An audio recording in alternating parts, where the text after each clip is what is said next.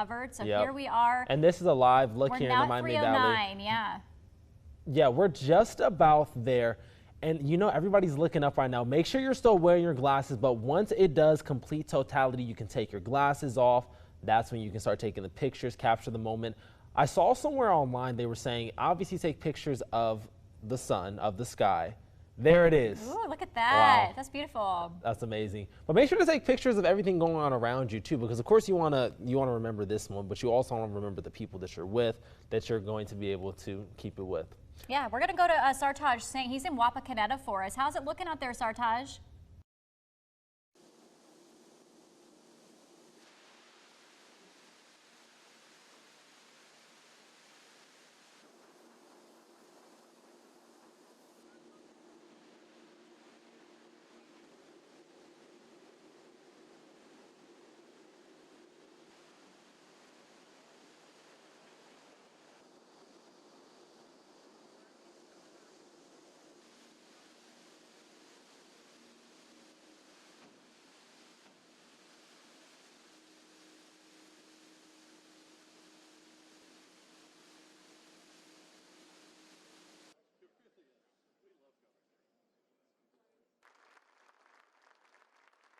We don't want to just make the best products in the world, and we will.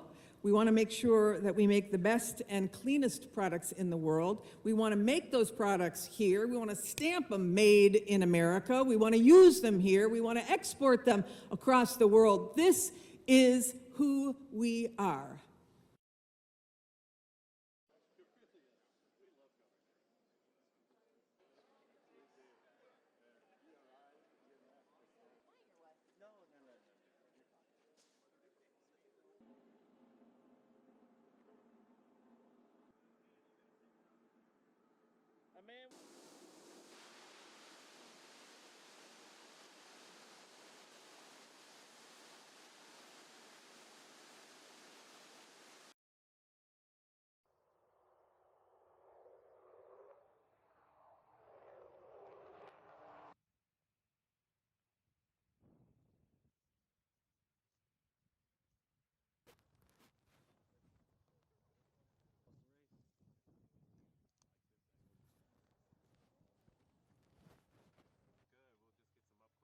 Yeah, great.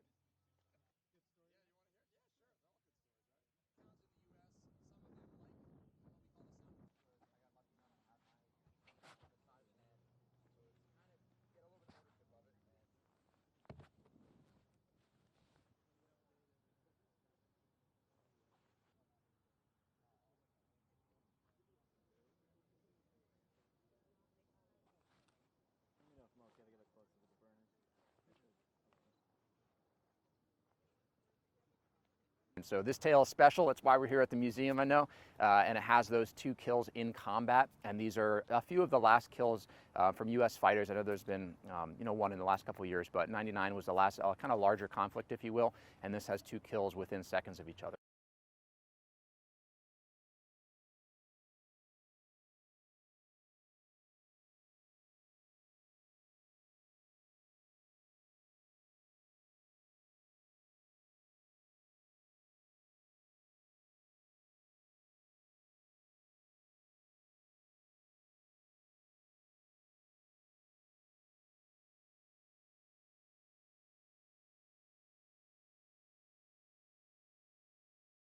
Brian, the northern Miami Valley hit hard tonight. That's where we go right now, to Orchard Island in Logan County, where Storm Team 2 meteorologist Cameron Saliga is there on the ground, one of the hardest hit areas.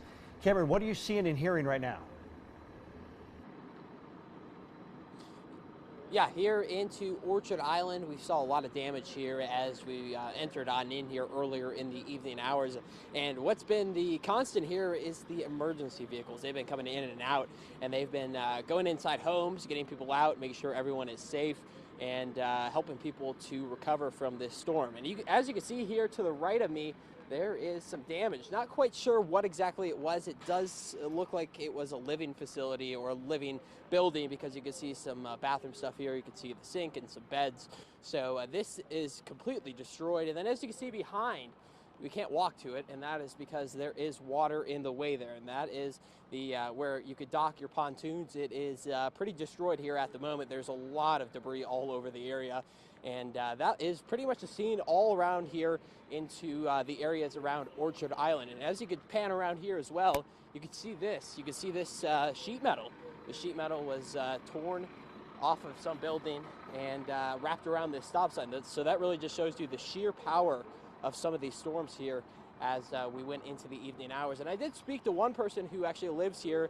When I got here, they were talking about how they were bowling in Bellefontaine and they got the tornado warning watching the Buckeyes game, and they came back, and I got here at the same time as they did, and they just didn't know if they had a home to get home to.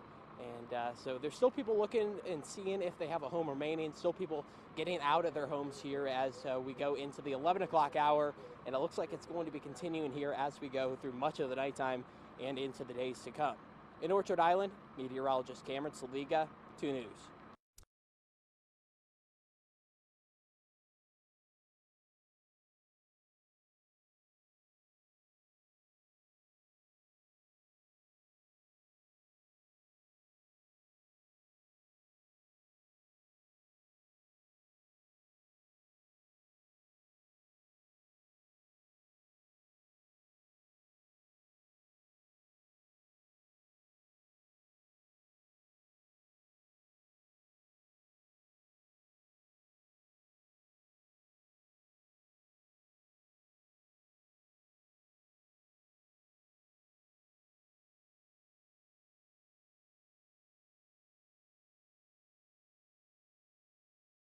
Broken glass and twisted metal frames. The pieces of what once was an expansive greenhouse in Wapakoneta.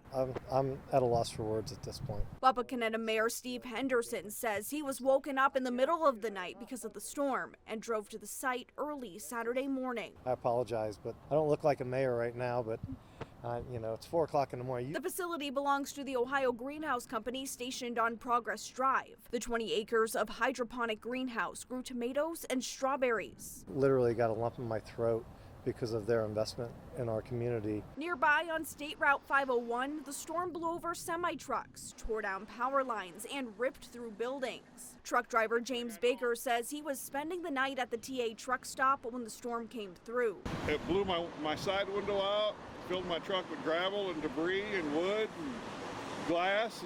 Auglaize County EMA Director Troy Anderson told 2 News a first responder was injured in the debris, and at least 7 people at the KO8 campground had to be taken to the hospital, and others living there evacuated from their homes. Anderson also says hazmat and the Ohio EPA were called in for one of the flipped trucks. Now that the storm is past, Mayor Henderson says the cleanup will begin. We'll work together and as a community, as a county, city, we'll get this taken care of, so this too shall pass.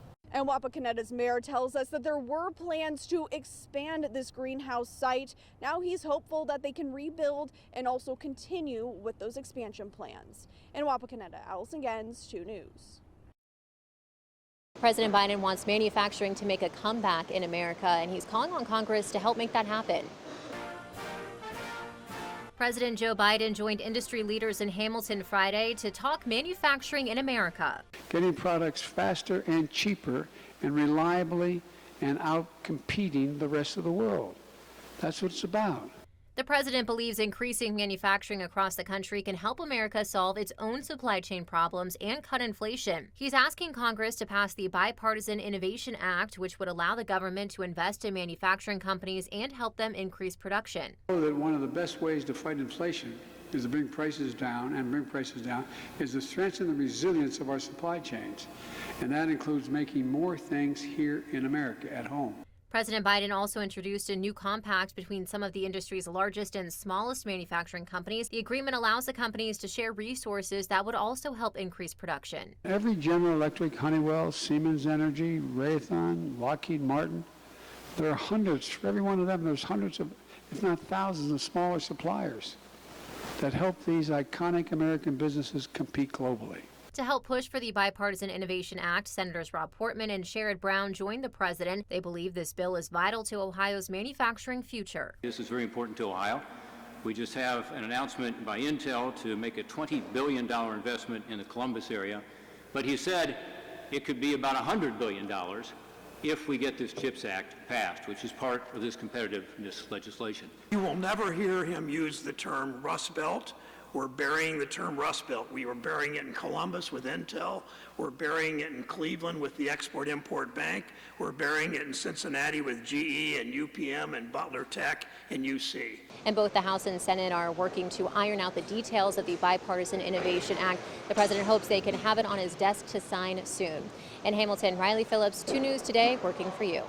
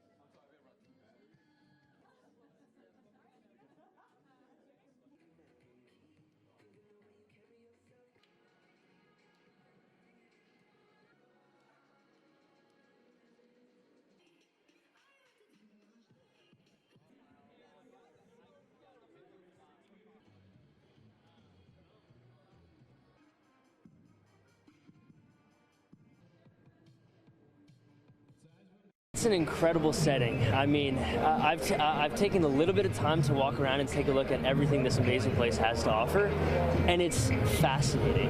I hope my flying abilities will, match the aesthetic here, the incredible aesthetic we have here in Dayton, Ohio.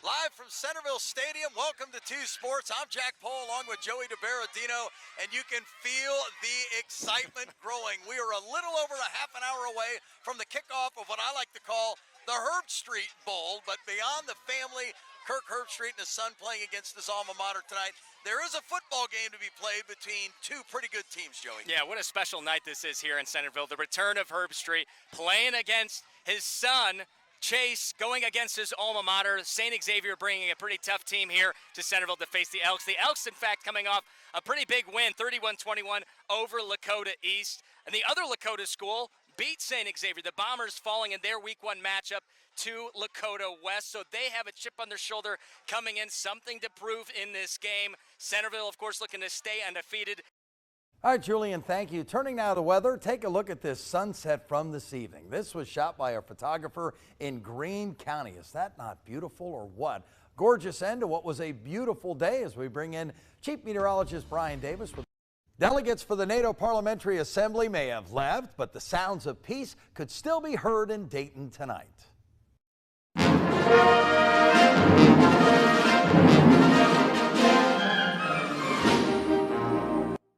The Sarajevo Philharmonic played alongside the Dayton Philharmonic at the Schuster Center this evening. They called it a concert for peace, uniting cultures through music. People who attended the concert say it was a once-in-a-lifetime event. I love going to see the orchestra and the symphony, and this was an opportunity to see, a very prestigious Philharmonic. Every culture has their own type of music, but I mean, it's great that we can listen to classical music together. The concert was led by world-renowned conductor Marin Alsop. This was the only public appearance in the U.S. for the Sarajevo Philharmonic.